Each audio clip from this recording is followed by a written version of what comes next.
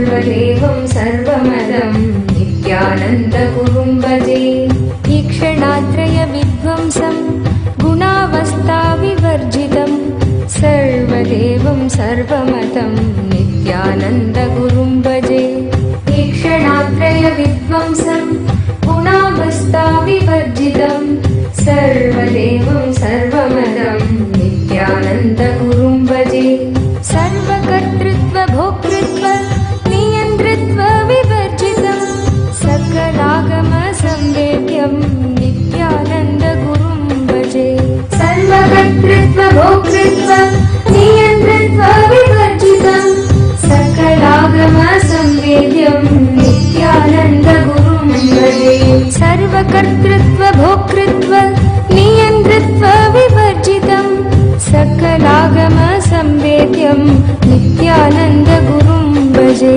सर्वकर्तृत्व भोक्तृत्व नियन्तृत्व विवर्जितं सकलागम संवेद्यं नित्यानन्दगुरुं भजे सृष्टिस्थितिलयाधारं गुणागुणविवर्जितं सर्वचैतन्यसम्पूर्णं नित्यानन्दगुरुं भजे सृष्टिस्थितिलयाधारं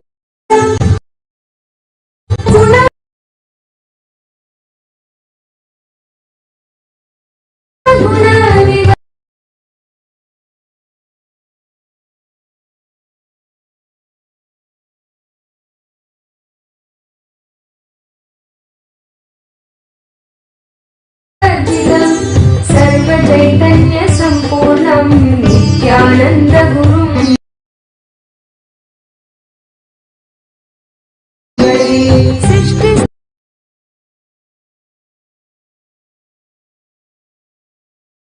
सृष्टिस्थितिलयाधारं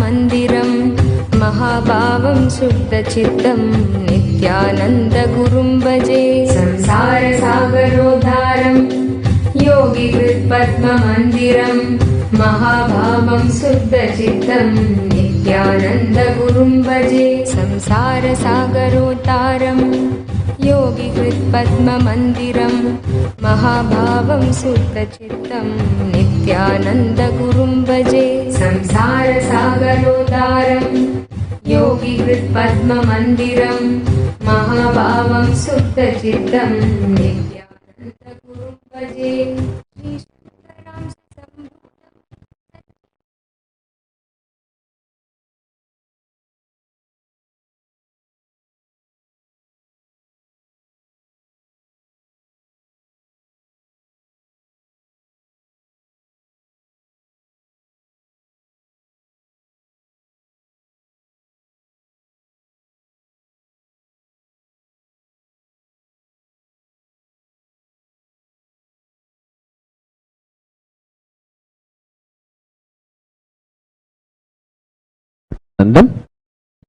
On the auspicious 7th day of the Kartikeya Deepa Brahmotsavam,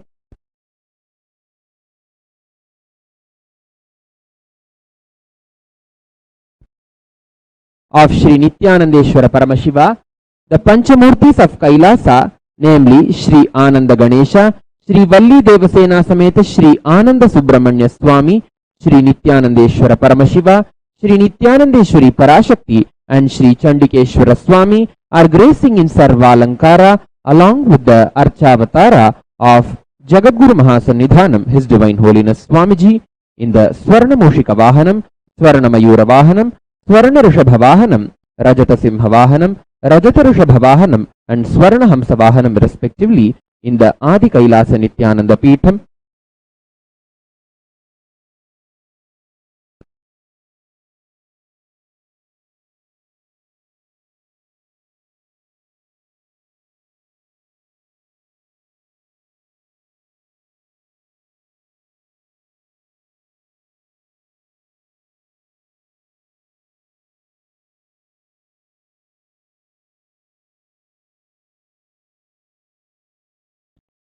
Nithyanandam on the auspicious 7th day of the Kartikeya Deepa Brahmotsavam of Sri Nithyanandeshwara Paramashiva, the Panchamurtis of Kailasa, namely Sri Ananda Ganesha, Sri Valli Devasena Sameta Sri Ananda Subramanya Swami, Sri Nithyanandeshwara Paramashiva, Sri Nithyanandeshwari Parashakti, Sri Chandikeshwara Swami are gracing in Sarva Alankara along with the Archavatara of His Divine Holiness Swamiji in the Swarna Moshika Vahanam, Swarna Mayura Vahanam, Swarna Rishabha Vahanam, Rajata Simha Vahanam, Rajata Rishabha Vahanam and Swarna Hamsa Vahanam respectively in the Adi Kailasa Nithyananda Peetham, Nithyanandeshwara Paramashiva Devasthanam. We will now be offering our worship at the sacred divine lotus feet of all the gods and goddesses of Kailasa and at the feet of Jagatguru Mahasannidhanam, His Divine Holiness Swamiji. Om Lalate Tripundri Nitila Krita Kasturi Tilakaha Spuran Mala Dhara Spurita Katikaupi Navasanaha Dadhano Dustaram Shirasi Phanirajam Shashikalam Pradipas Sarvesham Arunagiri Yogi Vijayate. Om Bhur Bhur Mantabhur Bhatayo Osman Bhur Vadidam Bhur Hayam Hayam Bhurva Masyam Devana Majyasida Mandaprika Majyastadamam Kamhita Manjo Bahuta Mamahita Mahirkhan Trigumhasvama Asvar Vitrasit Vajahija Prechema Bhurma Samvikha Mahasva Hidishihim Sarva Bhurvata Bhur Namo Namah Dhupaya Ghrapayami Om Urti Isyam Bhajata Vedo Tamham Nirupim Mama Vasudishyamasya Hajivanam Sadishodisha Mano Hidintu Jatave Gosamasya Guruham Jagate Adibhada Pramadahi Shriyama Paripataya Sarva Bhodavata Bhodamo Namaha Ye Paharati Bandham Darisayami Om Madhuvatartayate Madhukkarasya Vindhavaha Madhurna Sanjodhihi Madhunakta Mutoshati Madhumatparthi Vajindrajaha Madhujyairastunasta Madhuman Movanaspatir Madhumagim Astuhuryaha Madhurgavo Bhavantunaha Madhu Madhu Madhu Sarvabhyo Devatabhyo Namo Namaha Nanadhani Nivedyani Nivedayami.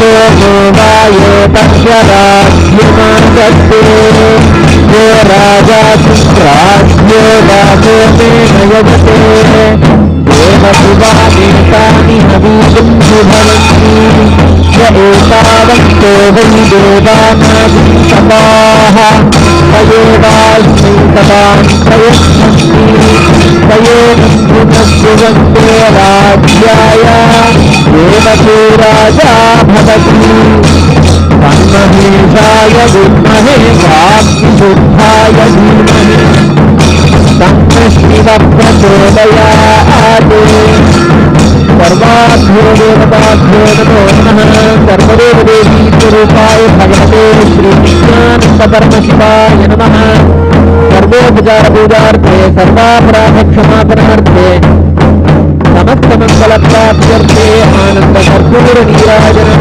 संदर्शयामि रक्षां धारयामि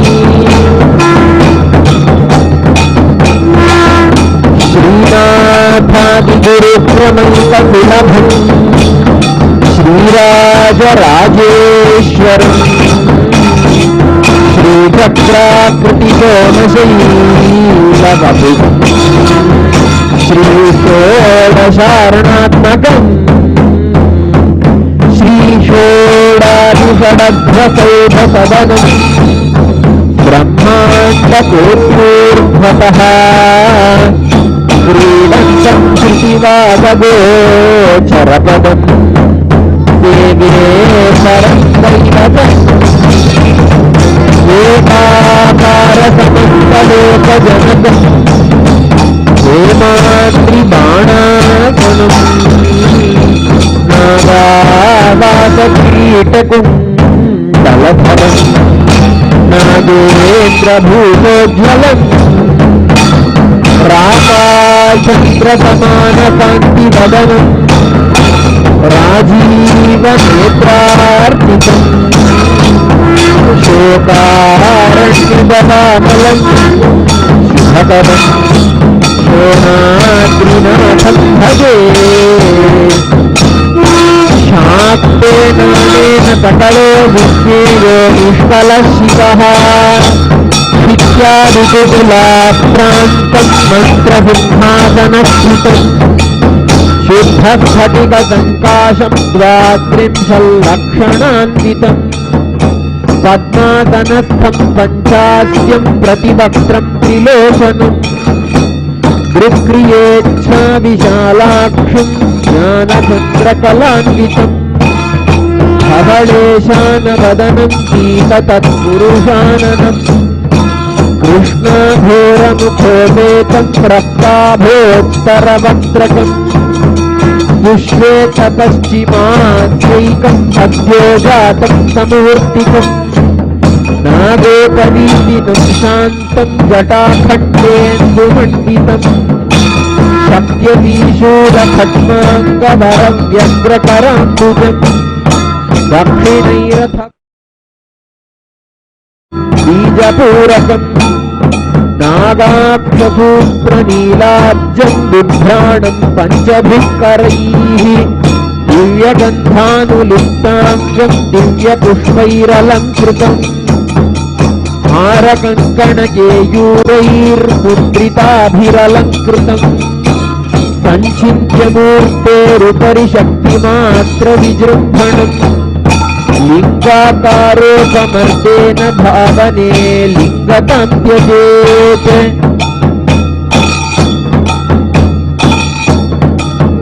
ఓం భూరసి భూర్వధూర్వధూర్వంతంధూర్వసంయోస్మాన్ భూర్వతి తద్ధూర్ భూర్వామస్మితోపానామహితస్థితమంసత్కృతమంజుష్టతమన్వన్హితమందే బహూతమమహితమం హవిర్ధానం మృగుభ్యస్వమాస్వార్మిత్రస్య జ్ఞాసకుజాగ్రే క్షేమా భూర్మాహంతిష్ఠా మాస్వాహిగుంభిషం ఓం శ్రీ నిత్యానందేశ్వరీ పరాశక్తి సమేత శ్రీ నిత్యానందేశ్వర పరమశివాయ నమః ఓం ప్రజాతవేదో తస్మన్నిరుపున్నమ పశూపుష్పమహ్యమావహ జీవనం చ దిశో దిశ మానో హి గుంసీ జాతవేదో నామ శ్వంగురుహం జగతే అభిభ్రదగ్న ఆగహి శ్రియా మా పరిపాలయ ఓం శ్రీ నిత్యానందేశ్వరీ పరాశక్తి సమేత శ్రీ నిత్యానందేశ్వర పరమశివాయ నమః ఏకహారతీ దీపం సందర్శయామి ఓం అమృతే అమృతోద్భవే అమృతవర్షిణి అమృతం శ్రావయ శ్రావయ స్వాహా ఓం శ్రీ నిత్యానందేశ్వరీ పరాశక్తి సమేత శ్రీ నిత్యానందేశ్వర పరమశివాయ నమః నైవేద్యం నివేదయామి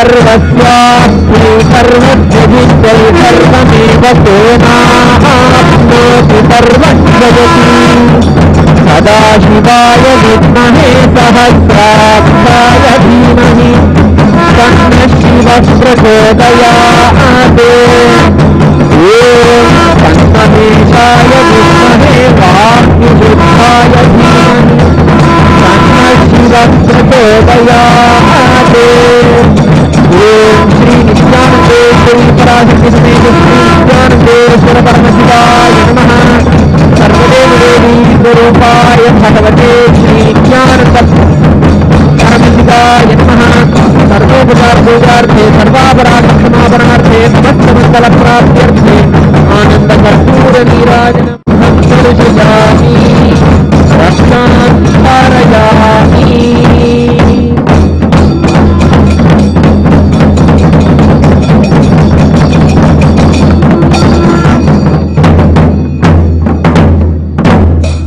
मङ्गलं कल्पवृक्षाय मङ्गलं ज्ञानदायिने सदाशिवाय श्रीनित्यानन्देश्वराय मङ्गलम् मङ्गलं श्रीविद्याम्बायै मङ्गलं कामदायिन्यै सर्वमङ्गलदात्री नित्यानन्देश्वर्यै मङ्गलम् मङ्गलं गुरुदेवाय मोक्षमूलाय मङ्गलम् परावतार नित्यानन्दाय गुरवे मङ्गलम्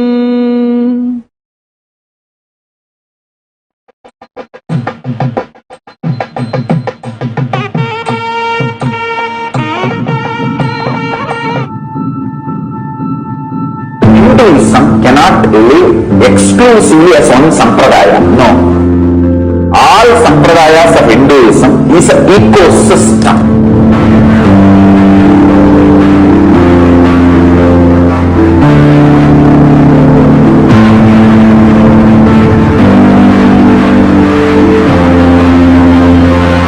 So don't keep quiet thinking that if one sampradaya is attacked, only that sampradaya is going to be affected.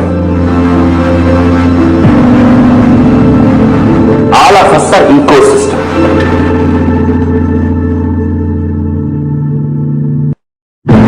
I invite all of you to get involved and enjoy Hinduism by the principle of dharmo rakshati rakshitaha.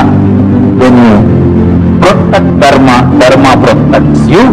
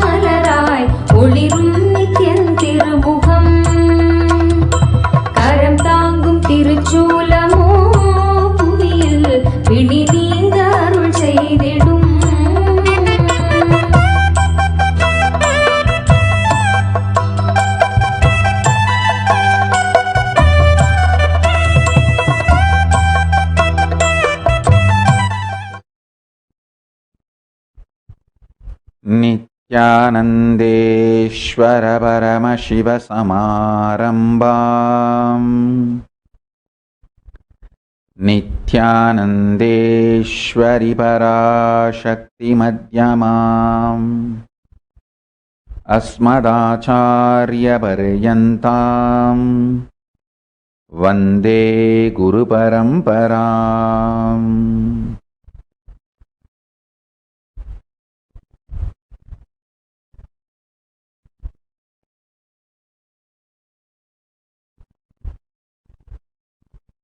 I welcome you all with my love and respect. I welcome all the living and practicing Hindus, de facto Kailasians,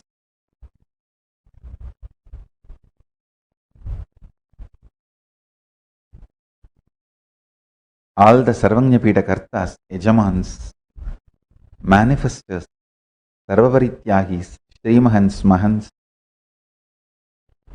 Kotari Danidar, visitors, viewers, Kayakalpa Yoga participants, E-Gurukul students, Kailasas, NHU students, ministers, ambassadors, diplomats, E-diplomats, Mantreshwaras, Vidyeshwaras, Ganeshwaras, Lokeshwaras, Astreshwaras,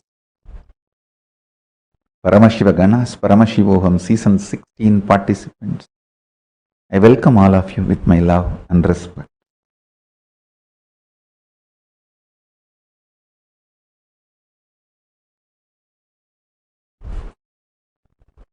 Paramashiva's message directly from Kailasa. Listen. Be in oneness. Radiate oneness. Even when you feel there is multiple entities playing in your life, listen carefully. In your dream state, even when you feel there are multiple entities, independent individual beings playing in your dream, there is nobody other than you who is giving life to all those independent entities.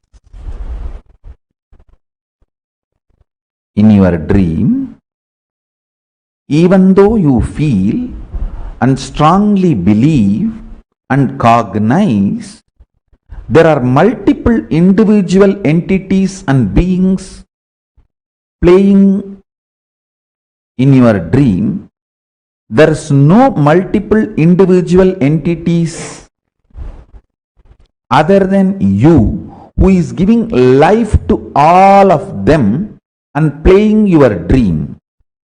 Same way, in your waking state also, when you feel there are multiple entities, beings, even when you cognize there are multiple entities and beings playing in your life, be very clear, there is only you who is giving life to all of them and playing your dream. Understand? In your dream state, there will be one moment you will feel you are only playing all those roles and you will try to change the other person's role. The moment you try to change the other person's role with the understanding it is you who is playing that role also, you will come to that oneness and wake up from your dream. Same way, in this waking state, if you understand, cognize, it is you who is doing this whole psychodrama of multiple people, multiple beings, with everything.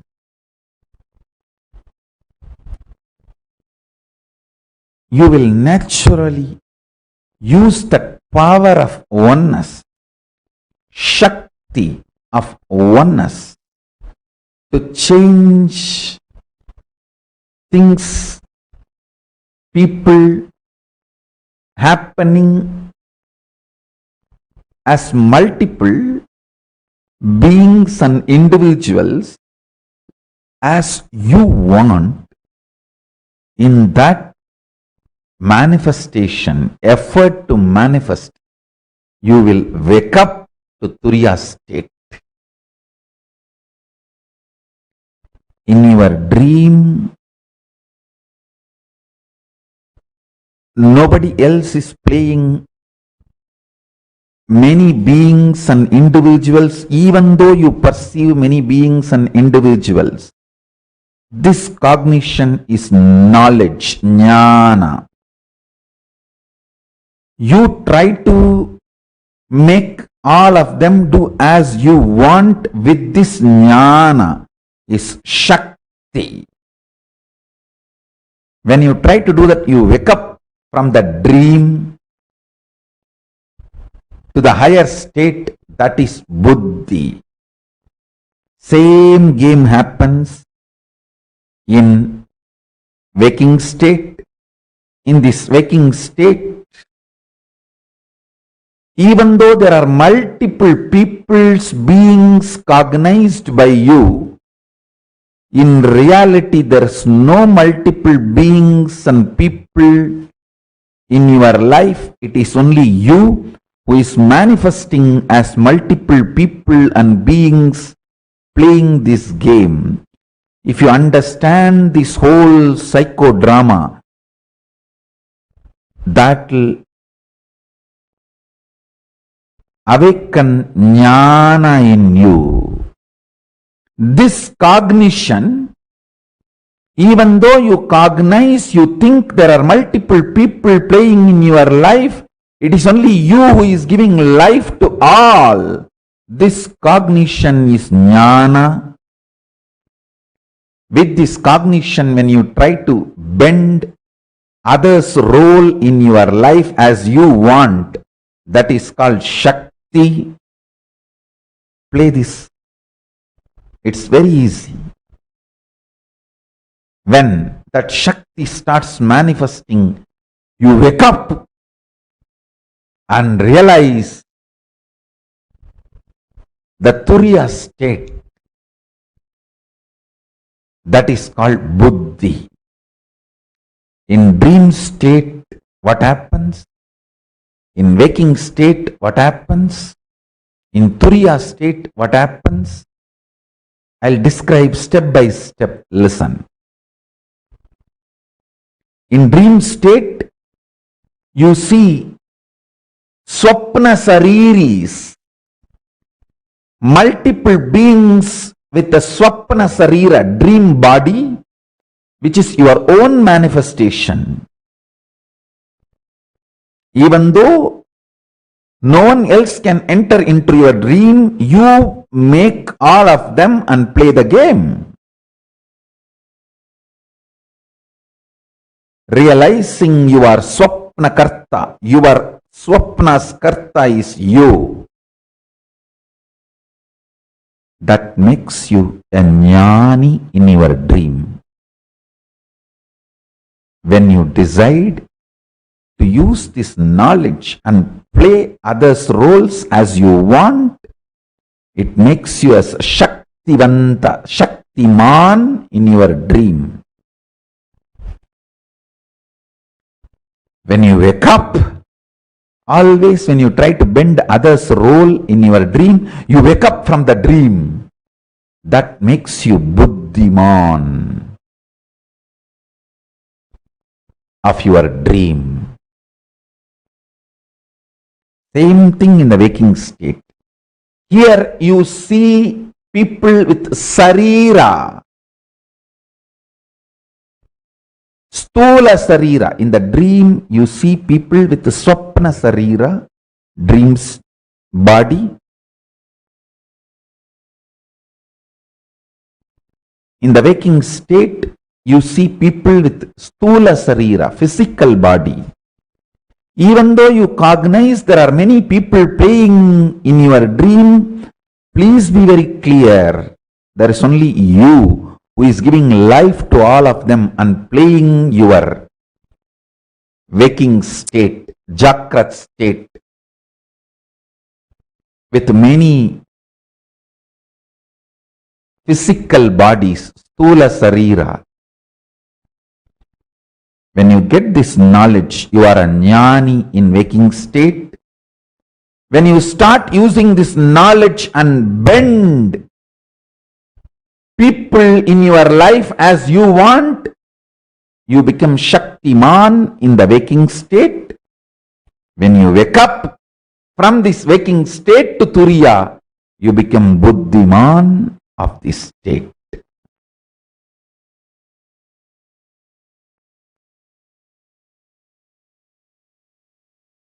Next, listen.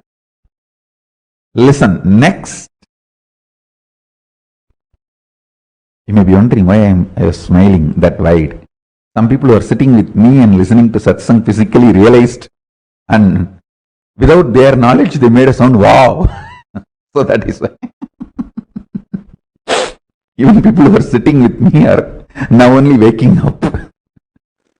So, the next In Turiya state also, you play the game of you, multiple beings. Those beings are with the Divya Sarira. Those beings are only Mantreshwara, Vidyeshwara, Lokeshwara, Astreshwaras. When you get the knowledge in your Turiya, in Turiya state also, it is you who become many, and playing this game, you become Jnani in Turiya state.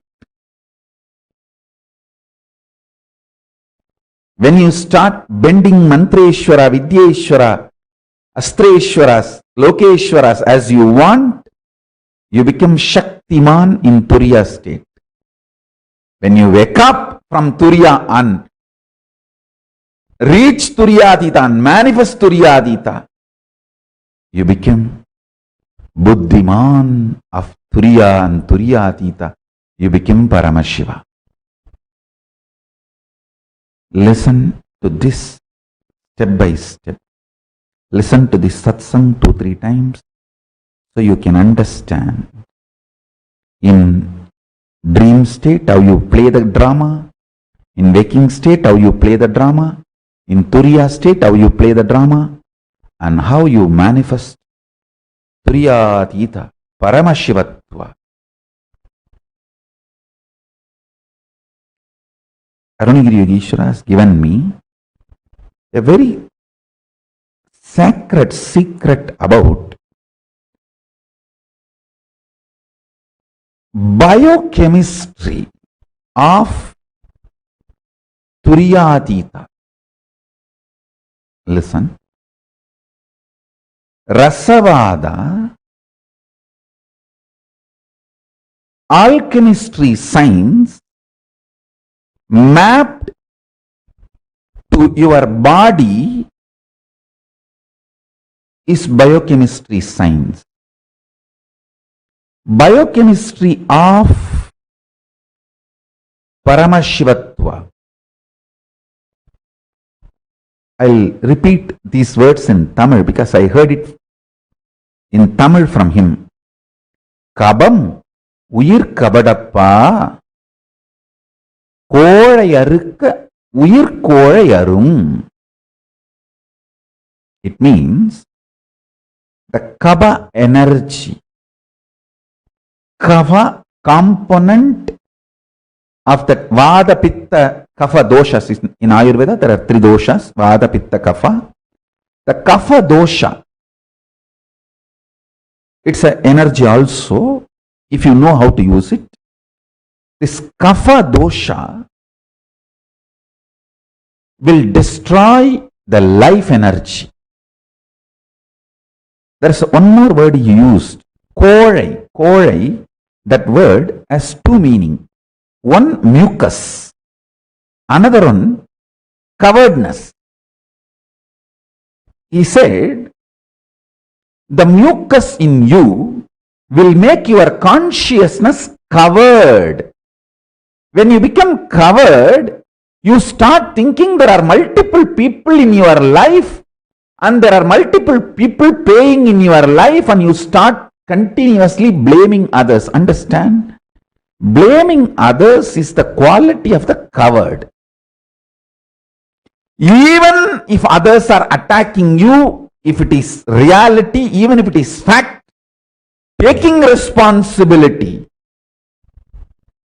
and solving the problem is courage. Whether others are attacking you is your imagination or fact or reality,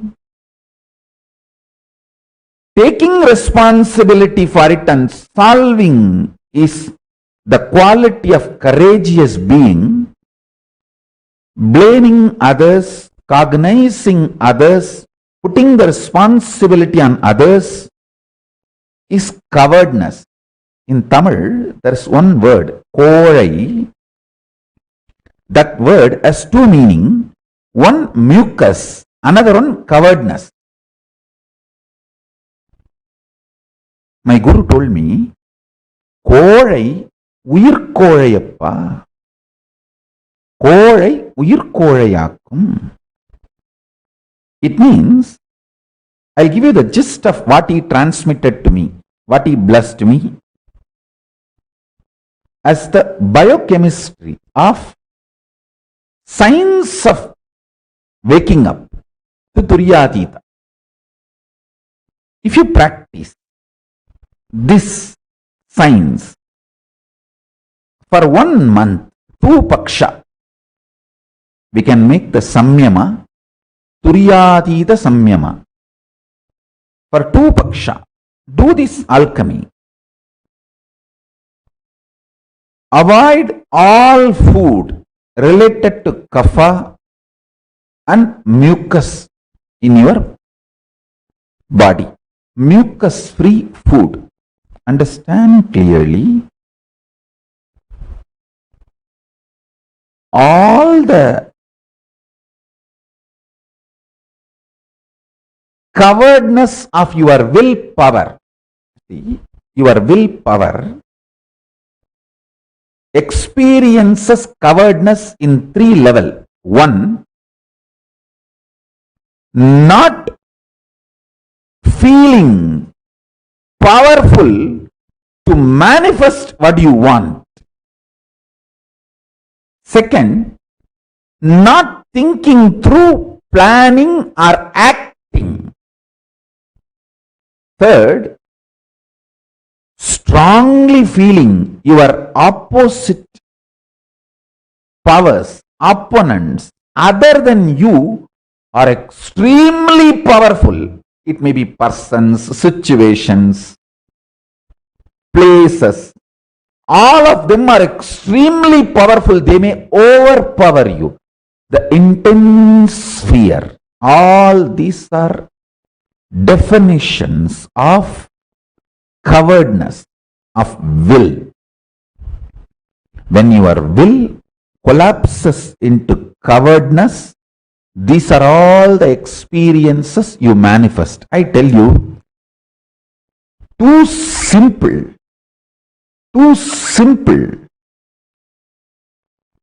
Change your biochemistry, the whole problem will be solved. I have seen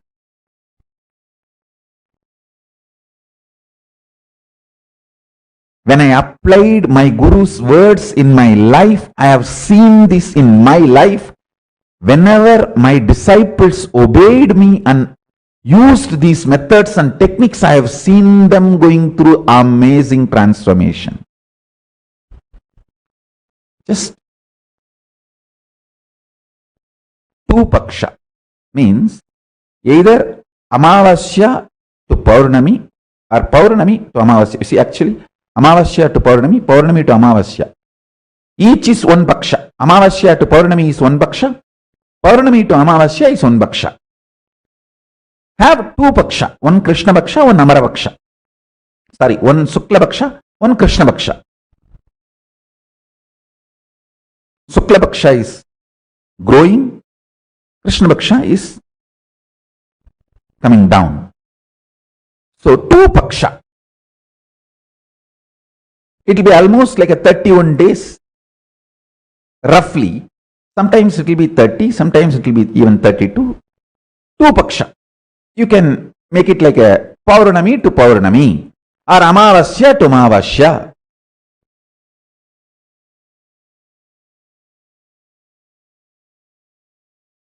Take this up.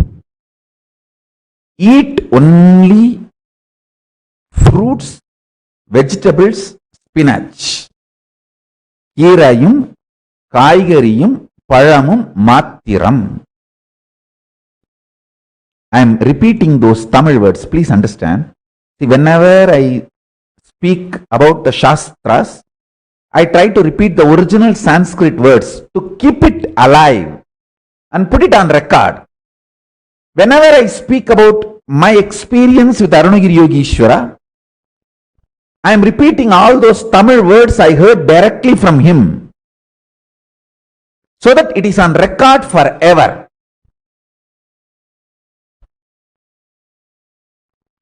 Spinach. fruits, vegetables, nothing else. Don't come and ask me, can I drink milk, Swamiji? Paal dial kudiya. Paal matte edukku. Don't try to ask me, oh, can I just add a little milk, Swamiji? Little ghee, Swamiji. Don't try to ask me. I will see, my strength is, I will simply listen whatever my Guru says. My weakness is, I will not listen to anybody else. That is not my weakness. Actually, I feel that is also my strength. Others feel it is my weakness that I don't listen to any one of them. But for me, that is also my strength only. I will listen only to my Guru. I will never question my Guru. And I will never ask for exemption from my Guru. I will never try to cut corners with my Guru walk.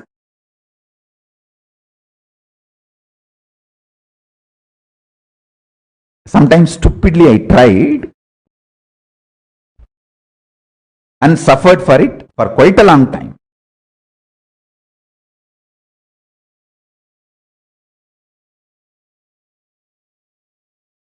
Anyhow, learn the lesson.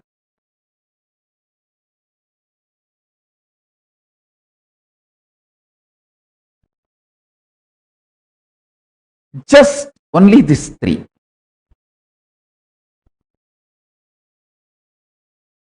No grain, no animal products like a milk or honey, nothing else. Just these three. Fruits. All fruits okay. All vegetables okay. All spinach okay. 1 month, just this diet. Listen carefully. Mucus is not something which affects only the activity, functionality of your lungs. It goes and settles even in other vital organs and starts making the fat accumulation, inflammation. For fatty liver, mucus is the first reason. Fat, you see, inflammation in your liver and fatty liver, mucus is the first reason.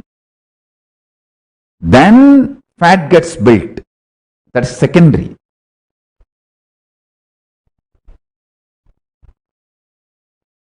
Whatever I am talking is not only I heard from my Guru and practiced in my life.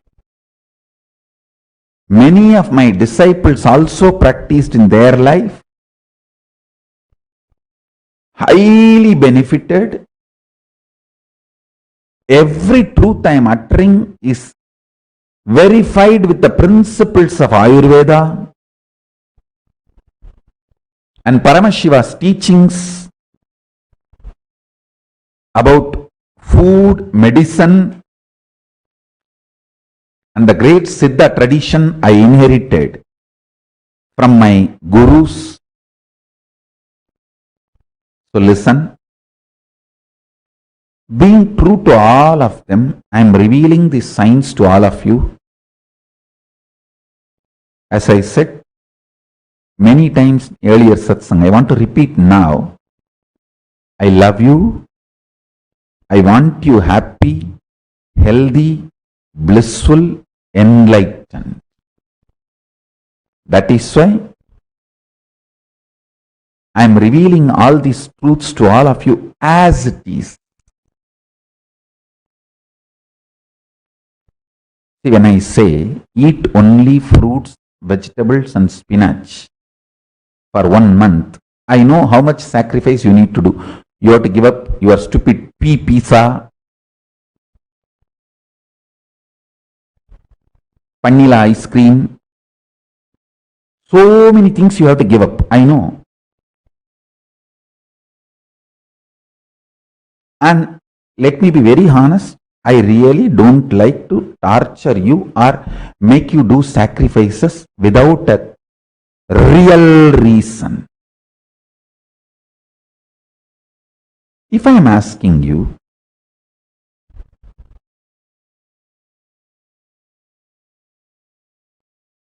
to go on this diet, mucus-free diet, for 1 month, I really guarantee you, you will wake up from dream state to the waking state and waking state to Turiya state. From Turiya state to Turiya Atita can happen only by initiation. But even if you wake up from waking state to Turiya, it's a great achievement. From Turiya, pushing you to Turiya Atita is too easy for me. That is simple initiation, that's all. One hug, nothing more is needed. One hug, one energization, that's it. So listen.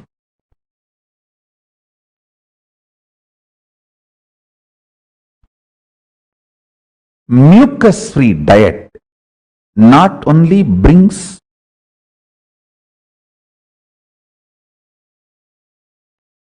multiple health benefits, it brings tremendous strength to your will, oneness. Anyone wants to achieve Suddhadvaita state should practice mucus-free diet, kabamilla unavu, kabadamilla valvu, கோழையில்லா உடல் உயிர் கோழையில்லா வீரம்.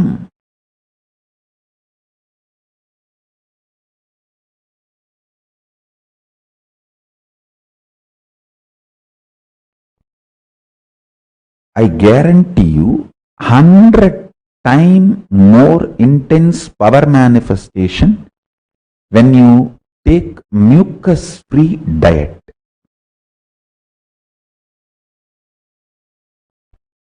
சளியில்லா உணவு,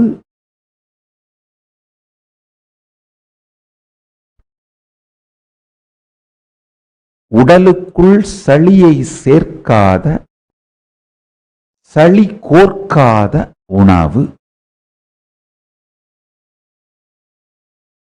ஆழ்ந்து புரிந்து கொள்ளுங்கள்.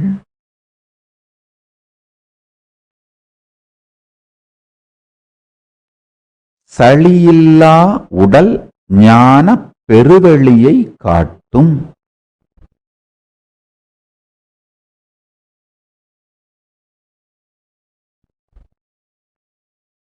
பொன்னம்பலத்திருந்து என் அப்பன் எனக்கு அருளிய சத்தியத்தை எல்லாம் இன்று மின்னம்பலத்தில் ஏற்றுகின்றேன், கேட்டுக்கொள்ளுங்கள். பொன்னம்பலத்து இருந்து என் அப்பன் எனக்கு அளித்த சத்தியமெல்லாம் இன்று Minnambalam ஏற்றுகின்றேன்.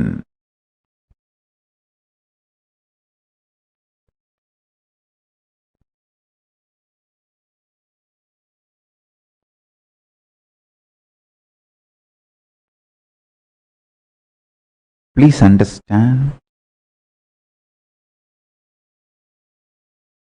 mucus-free diet for a month will make you experience powerful oneness in the knowledge level, in the Shakti, power manifestation level, in Buddhi, awakening level. The state of Paramashiva, space of Paramashiva, powers of Paramashiva, all three will intensely start manifesting when you bring mucus-free diet in your life.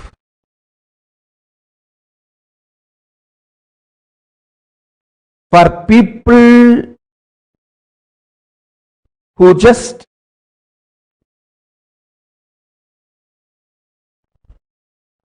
try to do like, let's see what Swamiji says, whether it works for me or not. That e-citizen type people, Okay, let's see how much it works.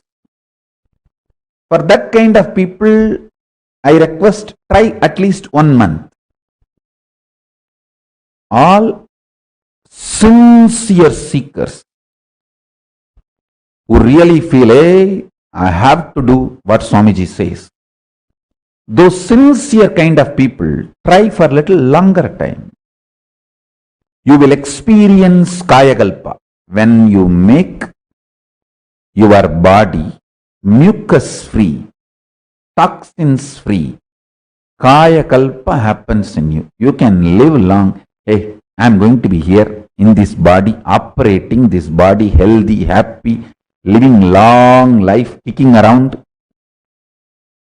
At least next 200 years. I am very clear about it. If you guys are interested in hanging around, enjoying life 200 years, next 200 years with me, then decide to receive this Kayakalpa knowledge and start living in your life. What I am talking now, the alchemistry science mapped to your biochemistry is Kayakalpa science.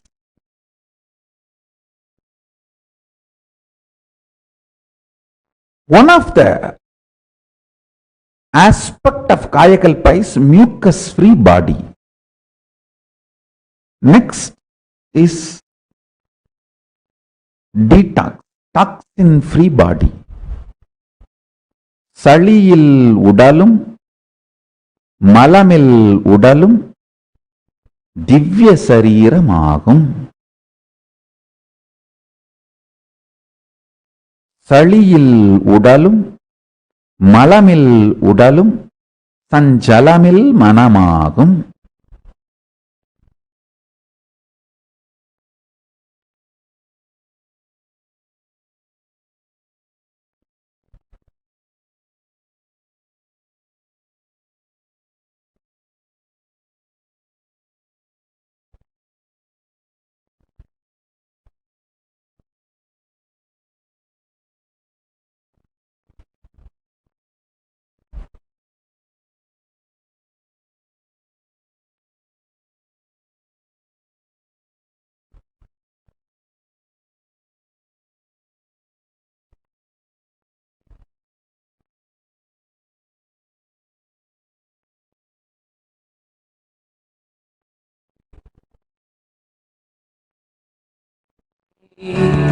அளவில்லாத புண்ணியம் கொண்ட அதி அற்புத பாதுகை, ஆதிதேவ நித்யானந்த பாதம் தாங்கும் பாதுகை.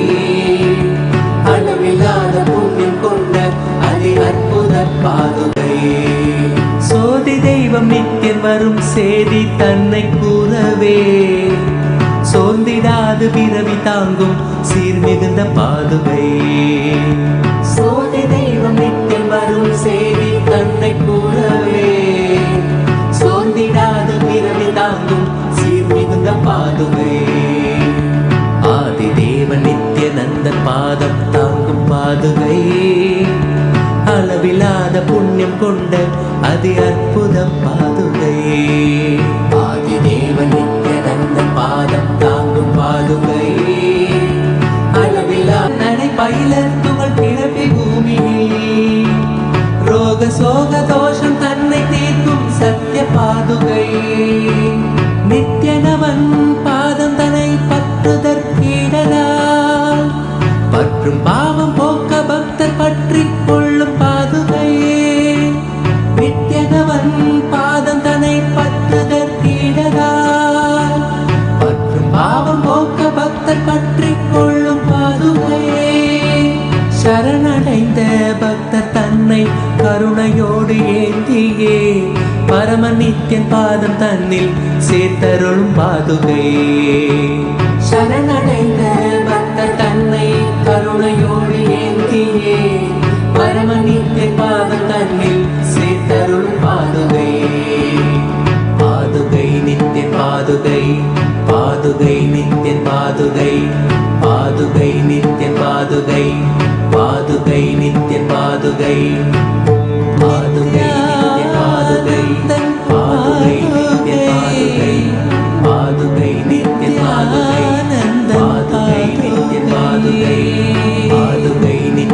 பாதுகை ஆலயம் தரும் லிங்கம் ஆனந்த. The technical glitch. If you are able to see me, hear me, please wave your hands. Listen. I'll give you the science of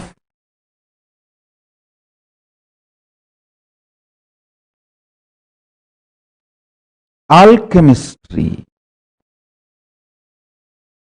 Jnana Rasavadam.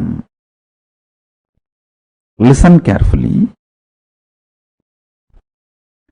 What you eat, you become that. This is the fundamental principle of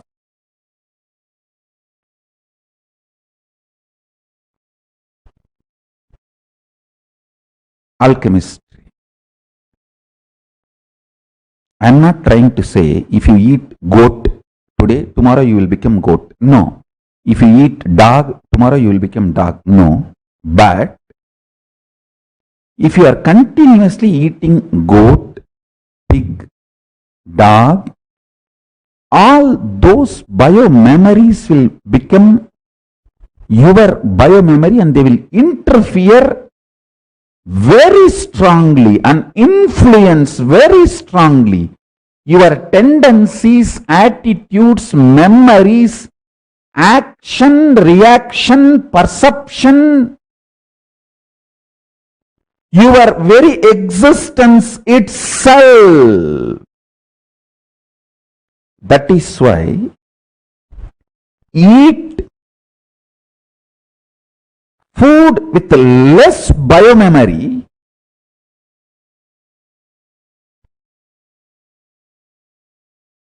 practically no biomemory is air. Pranayamam. Living on pranic energy is the most beautiful way of existing. Then next, almost zero biomemory. Only the persons who are handling their biomemory gets into it. That is water. Then next is fruits, vegetables, spinach. Then next is grains. Then next is animal products like milk, honey. Then next is animal itself, the organs of the animal, flesh, all that.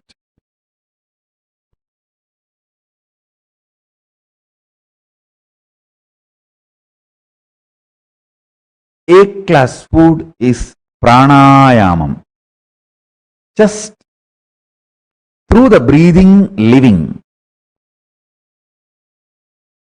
Just breathing and sun rays. Sun rays also is part of the pranayama because in all the prana kriyas, there is a very clear instruction. The place you are supposed to sit for each type of pranayama. Some pranayama, you are asked to sit in the cave. Some you are asked to sit in the open sun. Some you are asked to sit without clothes on the body. Some with clothes. So, the pranayama lifestyle considers sun rays, sunlight also as a food. The A-class food, the royal food is prana and sunlight. Then B-level food is water. C-level food, when I say B-level, I can say water and even juices.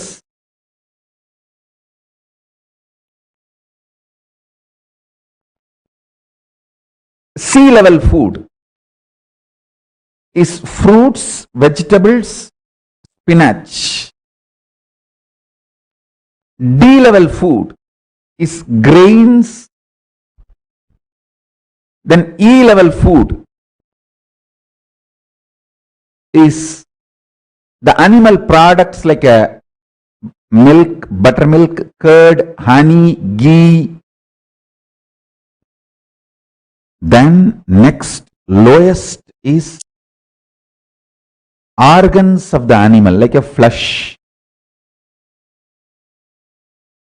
which carries strong biomemory of that animal, which can influence your biomemory heavily.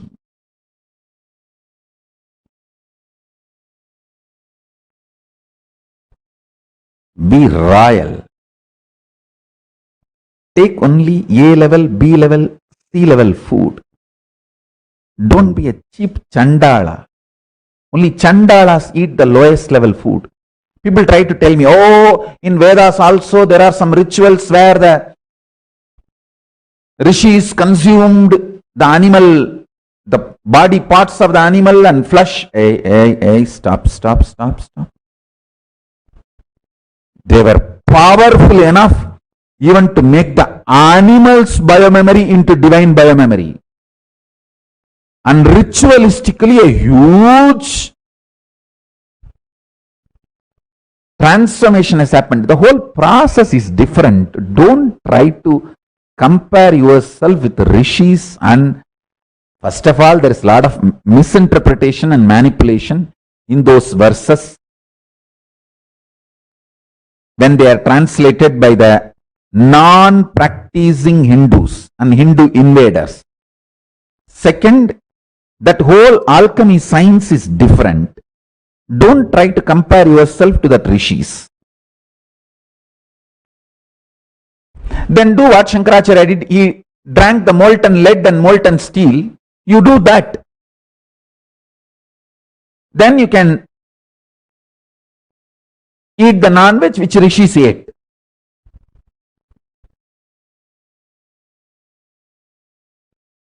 All the time I get this question. Oh, Ram Sarat Kumar smoked. Your own guru used to smoke. Why are you telling us not to smoke? He never took anything other than cigarette. Very rarely he ate. I lived around him for so many years. Literally from the time I remember seeing him. Maximum I would have seen him eating 10 times.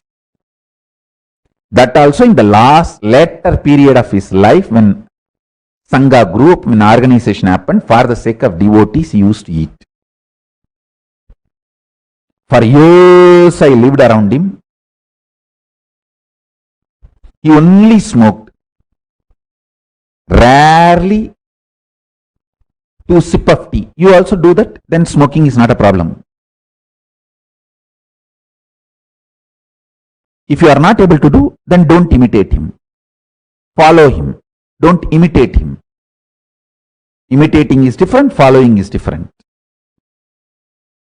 Follow his words. Don't try to imitate.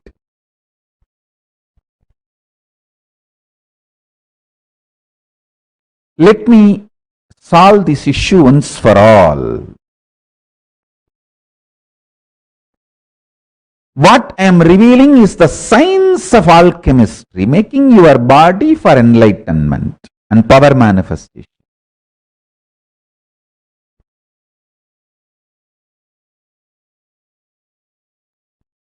I am not interested in wasting your time. If you want to argue with the doctor who is giving you the diet for healing your worst disease, Bhavaroga, worse than cancer, doctor doesn't have time to argue with you and convince. He can only give the truths. He can only reveal the greater science to you.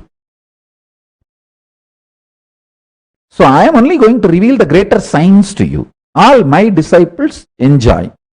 Use this and make yourself enlightened.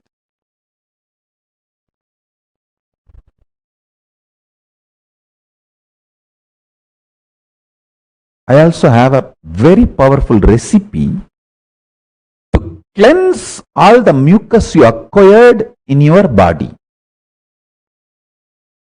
In many of your internal organs, the inflammation Inflammation causes multiple disorders. Like if there is an inflammation in the liver, it becomes fatty liver. If there is an inflammation in your intestine, inner layer, it becomes ulcer. Inflammation causes multiple different various diseases. I have a very powerful natural recipe to cleanse all the inflammation, mucus, kapha from your body. Just take 5 pieces of garlic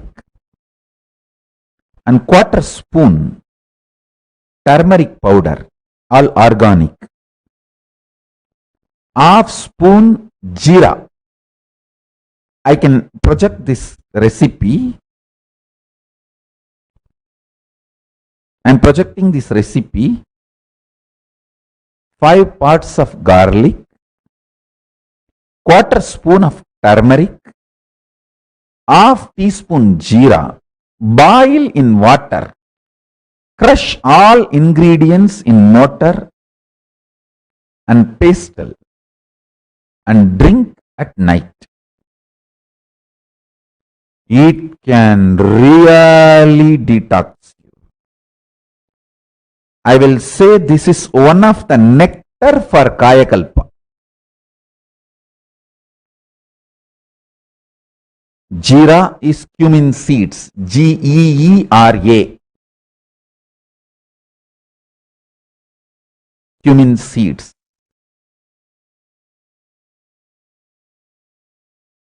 I should say this is one of the nectar. Please understand. Many of our devotees may ask, garlic, Swamiji bans garlic. Listen, as a medicine you can take. Garlic and onion should not be taken as a regular food, but as a medicine you can take. Now this is for detox and for medicinal purpose. 1 month for Turyatita Samyama. When you do the mucus-free diet, take this every night.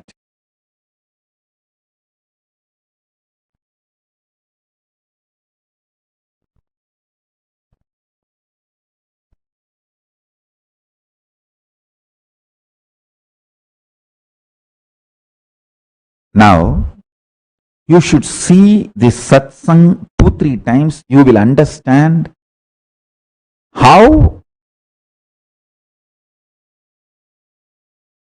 you make many out of you and create fear, greed, guilt, suffering, pains and run your life drama. You terrorize yourself.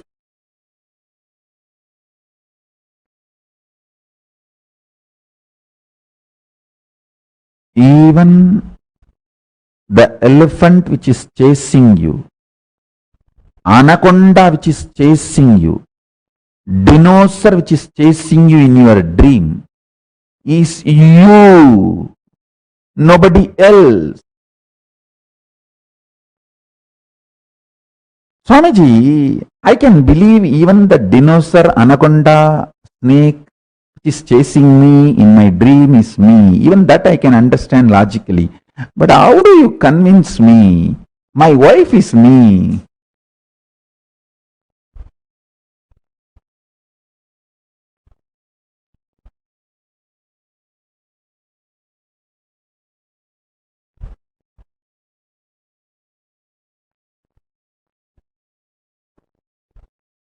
Go for mucus-free diet for 1 month, you will understand.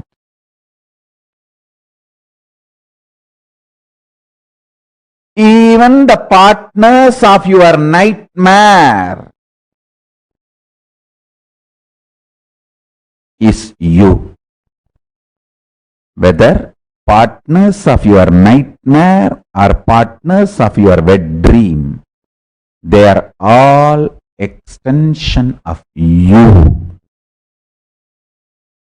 Same way in the waking state. Same way in the Turiya state. Mucus-free diet will make you understand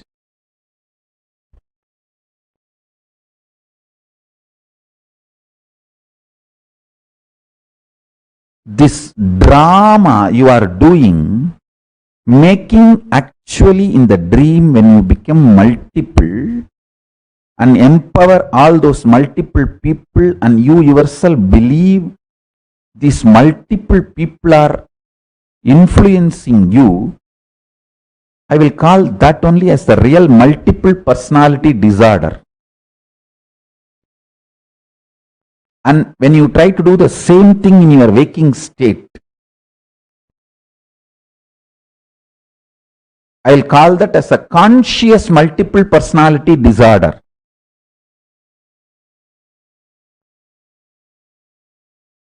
Watch this satsang multiple times, you will understand every level. How?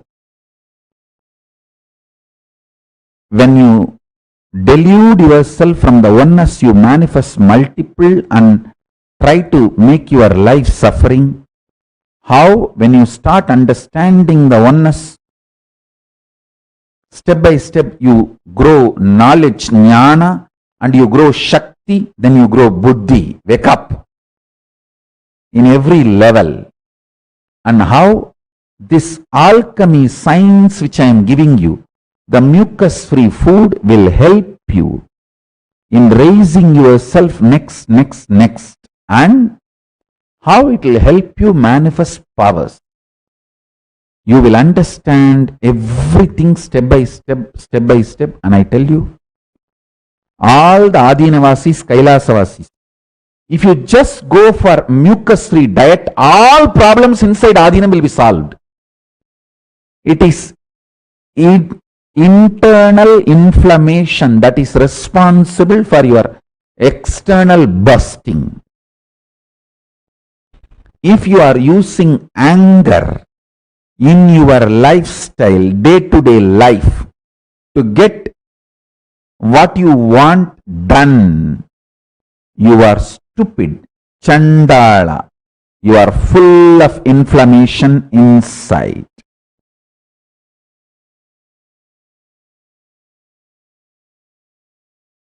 Go for mucus-free diet. Mucus-free diet will make anger-free management in your life.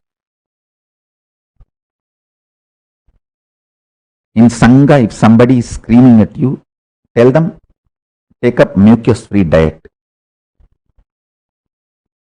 Mucus-free diet will make a person anger-free management. You will just know how to get what you want done through others or through you, anger-free. Mucus-free diet, anger-free life.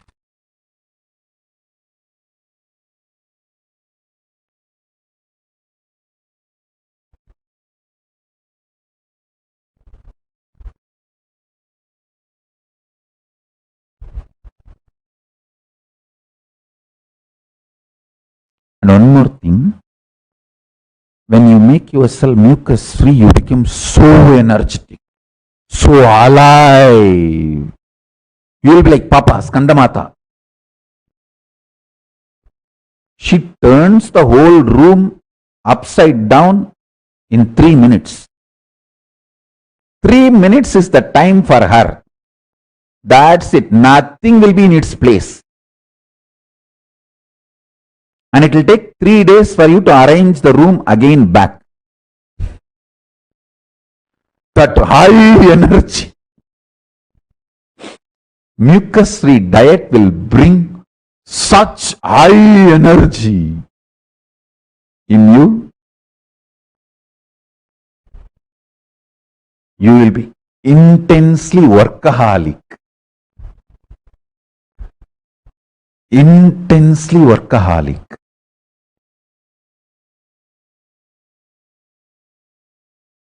Mucus-free diet will make all of you workaholic.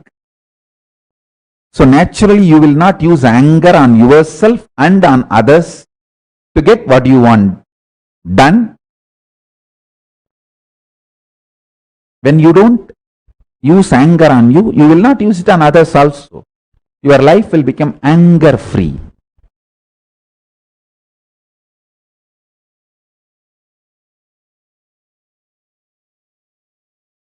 When your oneness gets broken and you go lower and lower, the lowest level of existence is anger.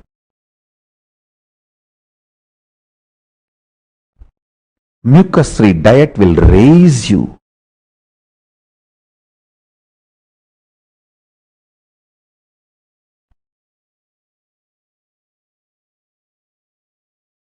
By law.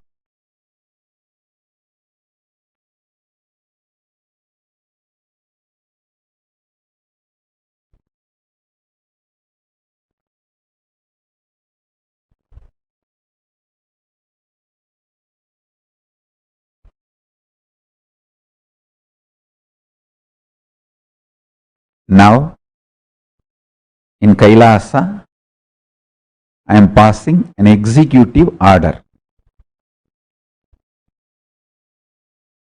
With the blessings of Ganapati and Paramashiva and all the Kailasha's beings, anger cannot be used inside you or outside you for any purpose. All Kailasavasis, listen. See, for all the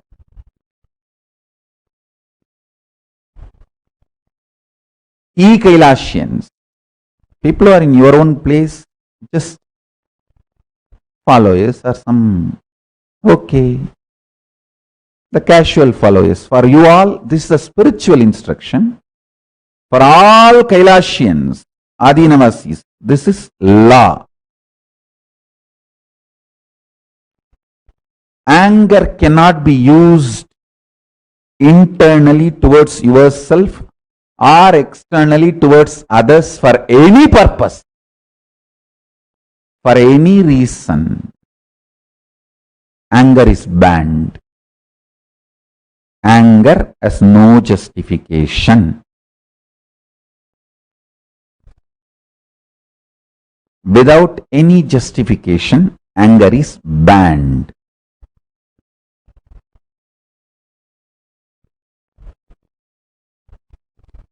From today, it's a executive order. Past is past. From today, this is a law for all Kailasians.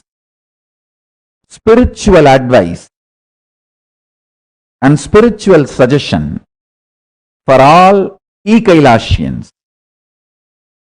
For all Kailasians, spiritual advice: don't use anger internally on you or on others for any purpose. For all Kailasians, Adinavasis, this is a law for you. Anger, inflammation, boiling, losing temper cannot be used internally or externally for any purpose. This is a law. Understand? Mucus-free diet will make your life Kailasa.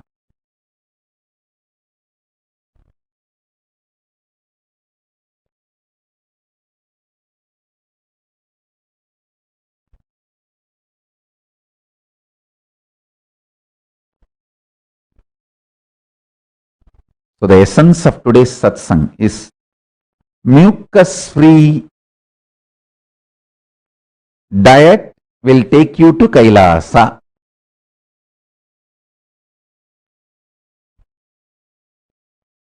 கோழையில் வாழ்க்கை கைலாயம் கொண்டு செல்லும்.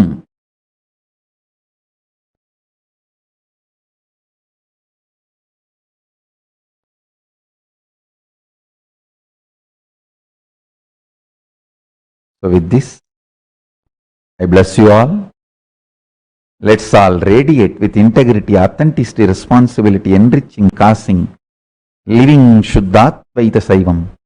The state, space, powers, being, superconsciousness and Kailasa of Paramashiva. Paramashivoham. Om Nithyananda Paramashivoham. The eternal bliss, Nithyananda. Thank you. Be blissful.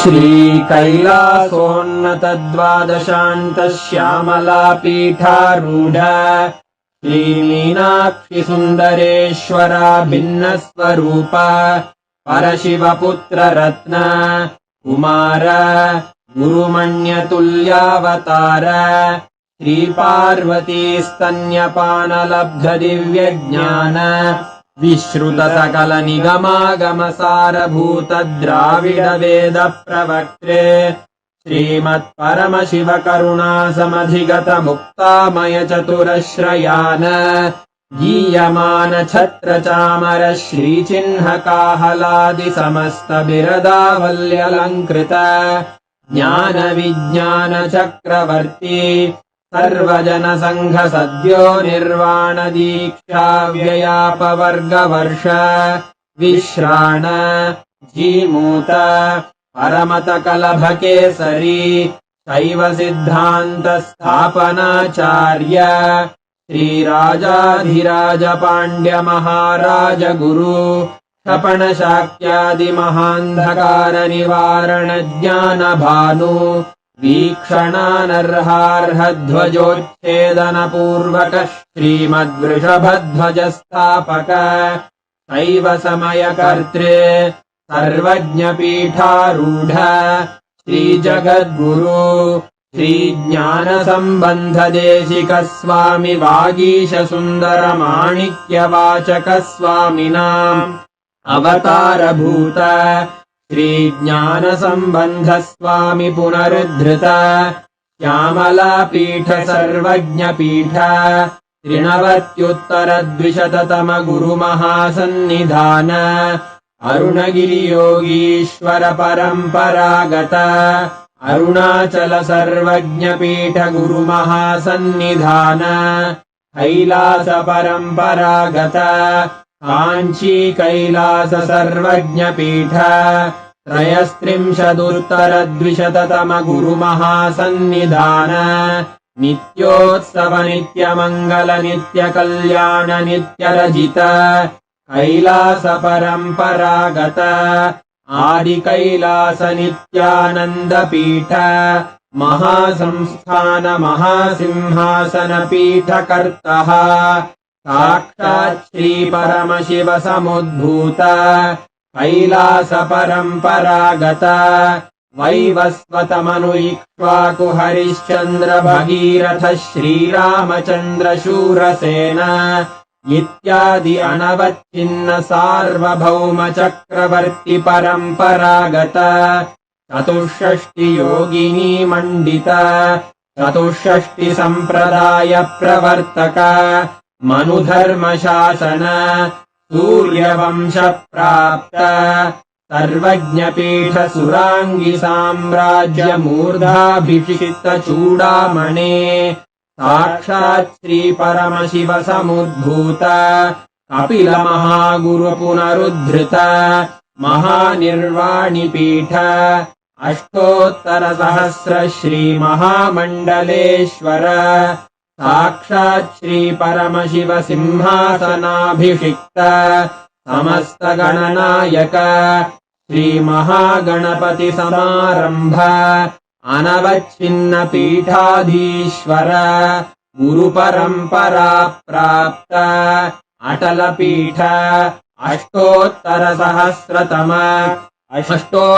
सहस्र श्री अटल पीठाधीश्वर धर्म मुक्ति स्वर्ग पुरस्वर्ण पीठ त्रयोविंश गुरु महासन्निधान कैलास परंपरागत आदिपीठ सर्वज्ञ पीठ जगद्गुरो श्री कैलास पुनरुद्धारक श्री कैलास परमाचार्य श्रीमत् परमहंस परिव्राजकाचार्य वर्य सच्चिदानंद प्रणव स्वरूप श्रोत्रिय ब्रह्मनिष्ठ श्रीमज्जगद्गुरु श्रील श्री भगवत् श्री नित्यानंद परमशिव श्री ज्ञान संबंध देशिक परमाचार्य स्वामिन् अत्रागत्य परिपाल्य च अस्मान् विज्ञान वितरणेन विजयी भव जय जय।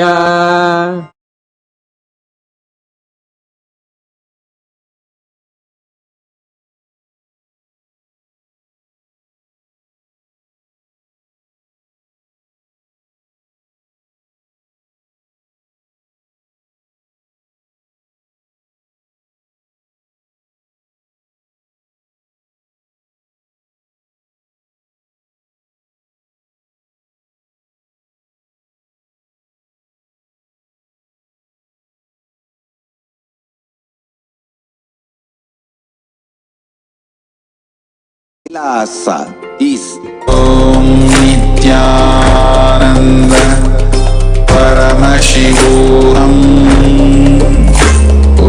Om Nithyananda Paramashivoham. Om Nithyananda Paramashivoham. Nithyananda Paramashivoham. Om Nithyananda Paramashivoham. Om Nithyananda Paramashivoham. Om Nithyananda Paramashivoham. Om Nithyananda Paramashivoham. Om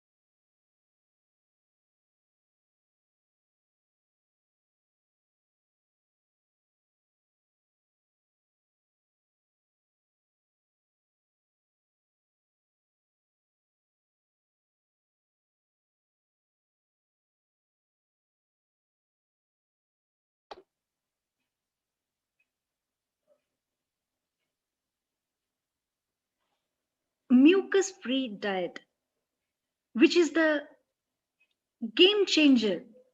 When we align to the mucus-free diet, the very lease of life will extend.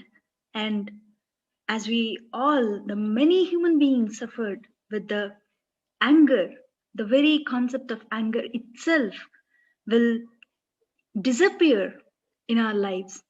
It is a liberation technique on which we all will be completely liberated from the anger, and the very extension of lifespan, and we all will be just kicking around, being around with Swamiji in Kailasa for next 200 years. Imagine how, even to think, it is such a joy.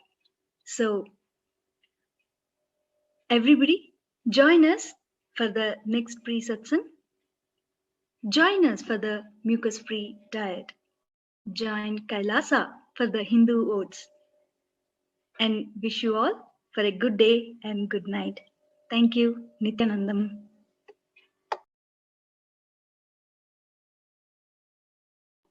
Now let us all conclude with Purna Mantra.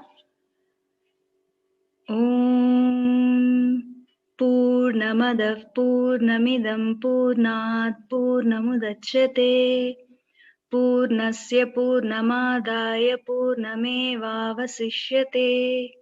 Om Shanti Shanti Shanti. Hari Om Tat Sat. Bhagavan Sri Nithyananda Paramashiva Padukarpanamastu. Om Nithyanandam. Thank you, everyone. Nithyanandam. Paramashivoham.